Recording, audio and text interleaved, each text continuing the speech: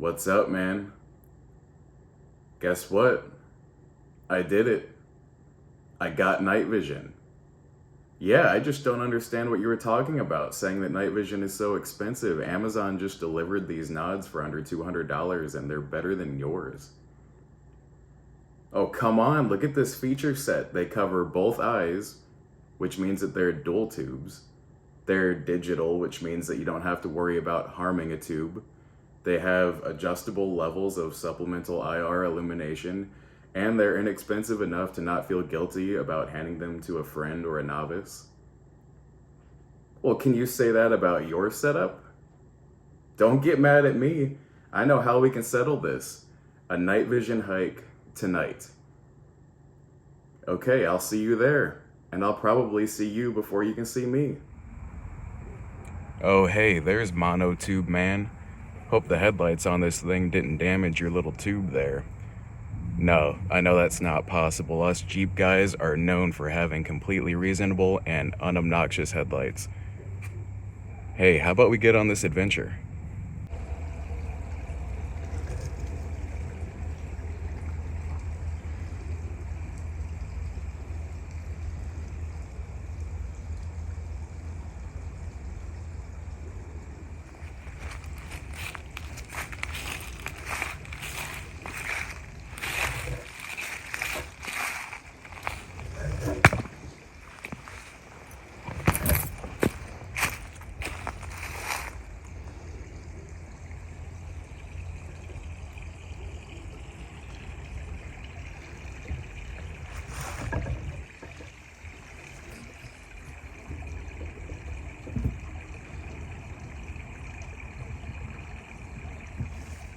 Oh wow, look at you. You already made it across this stream here.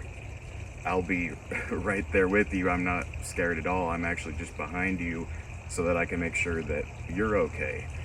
You know, they say that digital is the future of night vision. Ow. I mean, that's exactly what I meant to do. I wanted to turn this on anyway.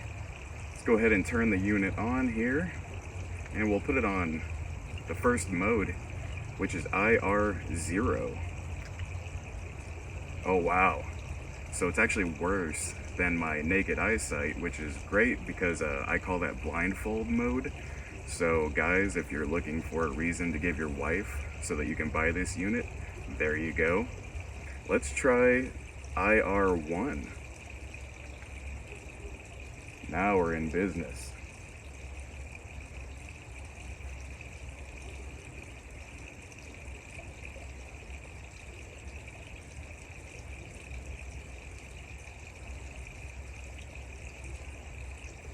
All I have to do is look down here so I can see exactly where to step. Oh, cool. So whenever I look down, the unit flips up. That's always good. And when I want it to stay up, it flips down. Okay. Easy peasy.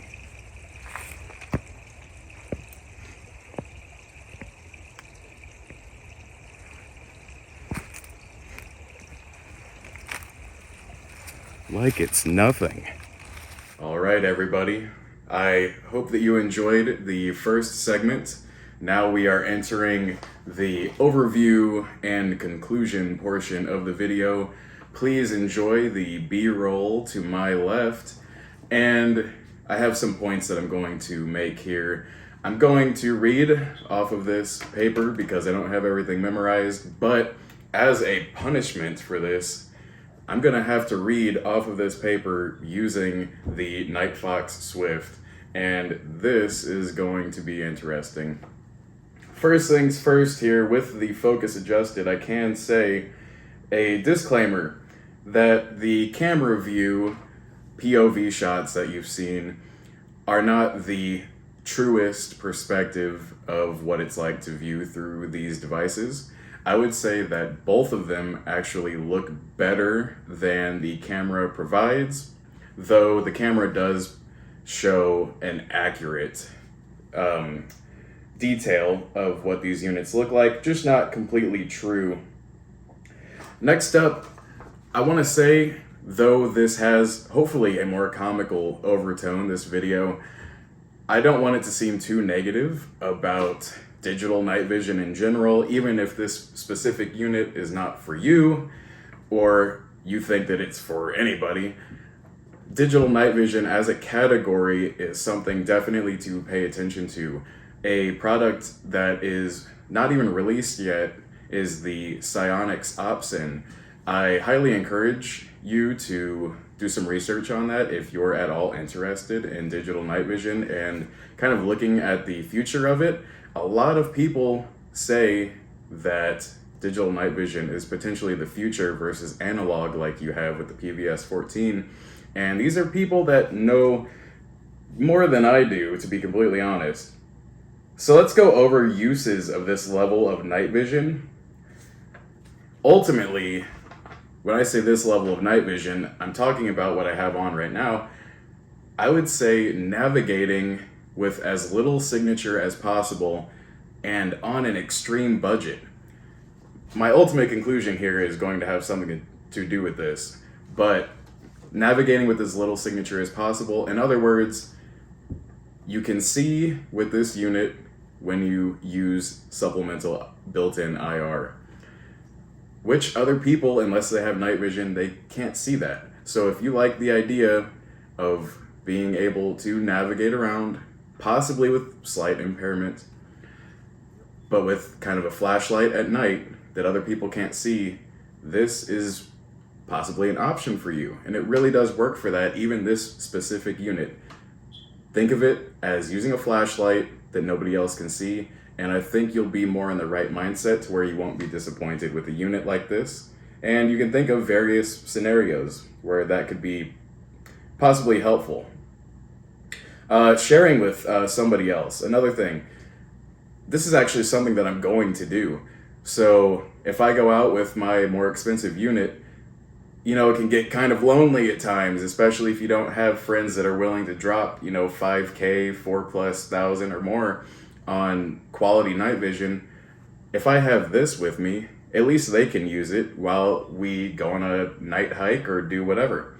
It's actually a pretty useful thing, even starting here and progressing like I did to the PVS-14.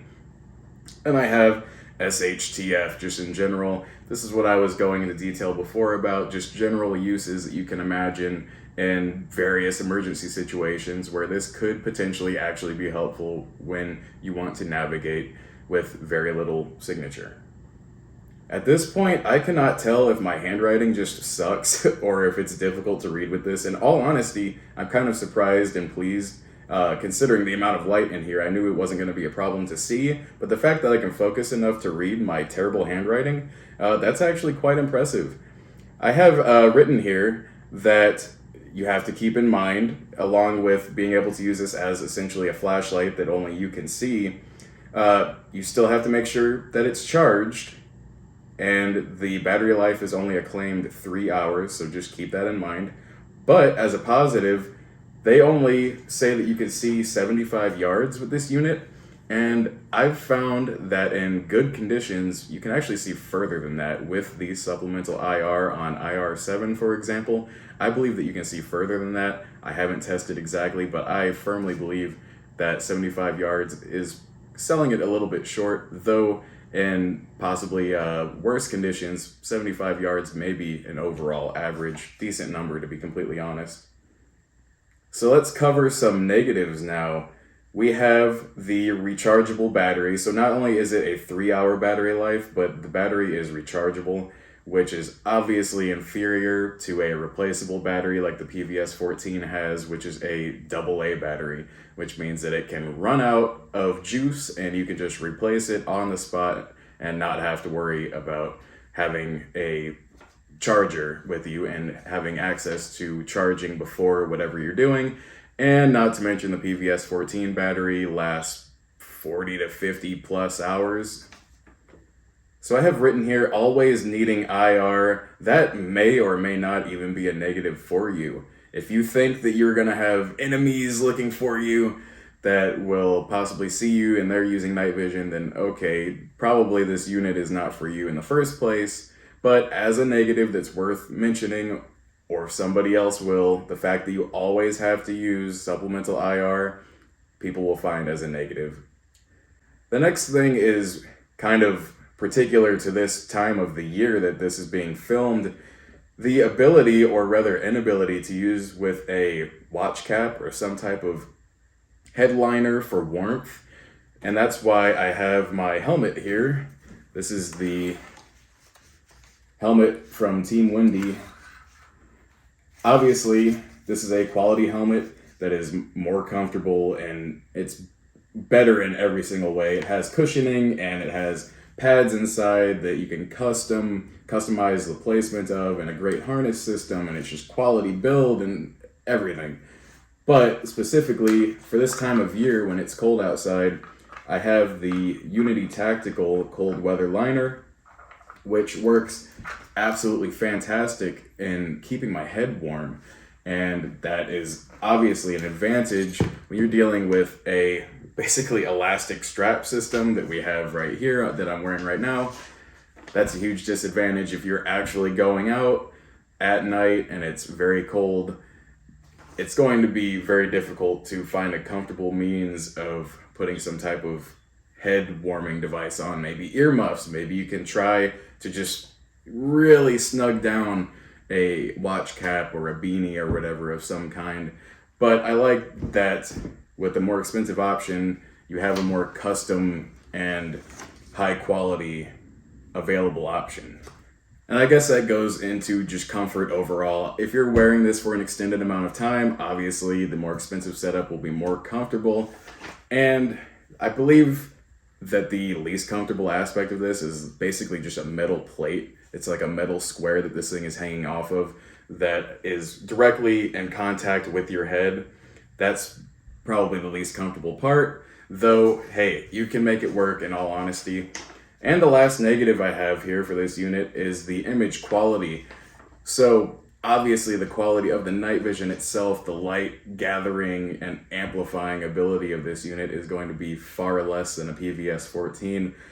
But to be completely honest, even when you have good conditions, as we have right now, a very down home vibe with the chirping smoke detector in the background, even in these perfect conditions, the image that you get is still very low quality. So it's not like if you get a great perfect condition, then it's going to look great. Even in these conditions, it's still a fairly blurry image, and the latency, the field of view, everything is just not great. Even though the field of view with a PVS-14 is still not going to be great, even in perfect conditions. But this is a very not perfect view that I have right now, even in these conditions. So negatives of the PVS-14, number one, most obvious, is the cost of the unit, which for my whole setup was, I believe, $4,400. And on Steel Industries website, they just upped the price, I think, by at least $400 on top of that. So cost is going to be a big deal, and obviously you add in the cold weather liner, that's another $100 or more, and all these various accessories and aiming laser at the very least is going to be like $750, and it really adds on very quickly. So cost is an extremely limiting factor here. And one thing that people may think that I'm just complaining with this point, the ability or the ease of damaging a PVS-14 tube. Call me paranoid, but the reason why I don't have the PVS-14 unit here with me right now is because of how easy they are to damage. I wouldn't want it just sitting out in a well-lit environment. Right now it's in the dark, in a safe, totally safe. And even though with this unit, I don't have that worry at all. I can wear this all day in the daytime or under extreme lights or whatever lit situation that you're experiencing. Digital, it doesn't matter. But with a PVS-14 and an analog unit in general, they're very easy to damage with a laser or with just light in general, even with a very small amount of light. If it's burned into the tube through exposure time, it's a real concern to the point of it really being a negative to where something like a more advanced digital unit if not the psionics option, and something even further progressed beyond that in the future. It'd be very convincing just to be able to have something that you really don't have to care about being exposed to light. So the ultimate conclusion here, you could have predicted it. We're talking about a $200 product versus a $4,400 product or just $4,000+ product. Of course, if you can afford it, get the PVS-14. It's amazing, even just for going out on hikes, astronomy. I have all sorts of uses that you can even see on this channel. That's it, my friend. Thank you very much for watching. This wasn't too bad having to read with this, though it was somewhat of a punishment that I do deserve. If you enjoyed this video, please subscribe and give a thumbs up. This video took some time to make. The B-roll took time to make as well.